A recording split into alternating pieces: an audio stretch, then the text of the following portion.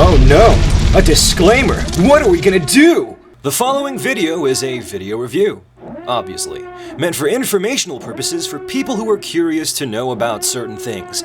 Therefore, under Section 107 of United States copyright law, all content in this video is protected through fair use, and by extent my First Amendment rights, for they are simply there to serve as things for me to comment and share my knowledge on. No more and no less. So take that, lawyers! Now please keep in mind, Saban's Masked Rider and Kamen Rider Black RX are both owned by Saban Brands and Toei Company. And with that in mind, please support the official release of any copyrighted work in this video.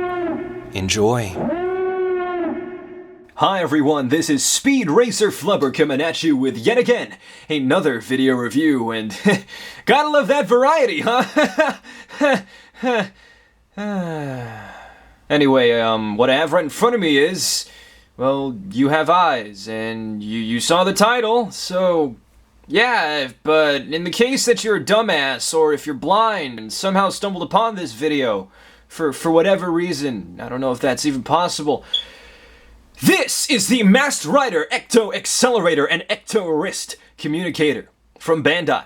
So with that said, before we get started with this review, let's get into some backstory. Now, for those of you who don't know this already, Saban's Masked Rider is the American adaptation of Kamen Rider Black, RX, and J, and sometimes Zero, whatever. Both shows share a hero who uses a belt to transform into a bug dude that kicks ass, takes names, gives people severe epileptic fits, and rides around on a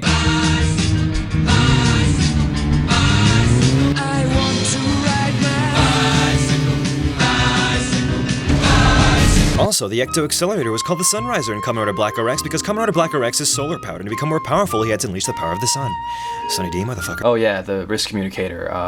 It's a thing that RX and Dex use to summon their vehicles and stuff. That's really it. Toy-wise, although this set was released in 1995 here in the States, the two toys you see in this box were actually released in Japan back in '89. However, they were released separately. As far as I'm concerned, the wrist accessory was sold with a bunch of cards and shit, and the Ecto Accelerator was actually a model of the Sunriser that was not the deluxe version. Back when RX was airing, there were 3 versions of the Sunriser you can get in stores. The deluxe version, the regular version, and the I don't know what the hell this is version, which was the one that we got in America. Anyway, enough talk, let's get started with this review, starting with number 1! Packaging! This is a box. There's a lot you can put in a box. Mainly because there are 1, 2, 3, 4, 5, 6 sides on a box. It looks nice, it stands out on your shelf, and it's indicative of the time period the product was released in. And that's fine and dandy and all, but in the end, it's a toy in a goddamn box. How to play with Ecto Accelerator and Ecto Wrist Communicator. I like how it's implying that human beings aren't capable of figuring extremely simple things out on their own. How adorable. How fuck! This review is brought to you by Talking Bikes, because talking bikes make people happy and don't insult people's intelligence like a goddamn instruction manual. Number 2! Accessories! There are none. Number 3! Detail! Simple, sleek, awesome, just the way I like it. Number 4! Size comparison! This is what this set looks like next to glorified dolls for boys. No, seriously, that's what they are. Don't kid yourself. Number 5! Playability! Ecto, phase, activate! Ecto, phase, activate! Ecto phase activate! It's a toy from the late 80s and early 90s. Were you honestly expecting more? Also, while the Ecto Wrist Communicator has a more traditional fastening system, the Ecto Accelerator, on the other hand, has a thing. It's held together by this plastic loop in which you loop around and let friction do the rest.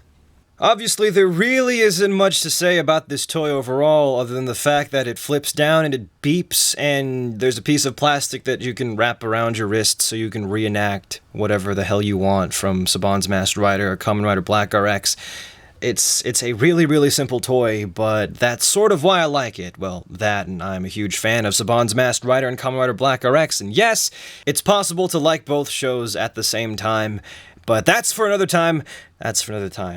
What I'm trying to say is, do I recommend this? And the answer is, that's really up to you. In a hobby like this, it's all about finding value in the things that you like. I personally find value in a toy like this, so I was willing to pay secondary market prices for it. And secondary market prices are not that uncommon in a hobby like this, especially if it's a toy from 1995, where it's safe to say that it's not readily available in retail anymore. So in other words, if you find it and you like it, buy it. And with that said, thank you guys for watching. This is Speed Racer Flubber, and I'm out, like, right now. See you guys!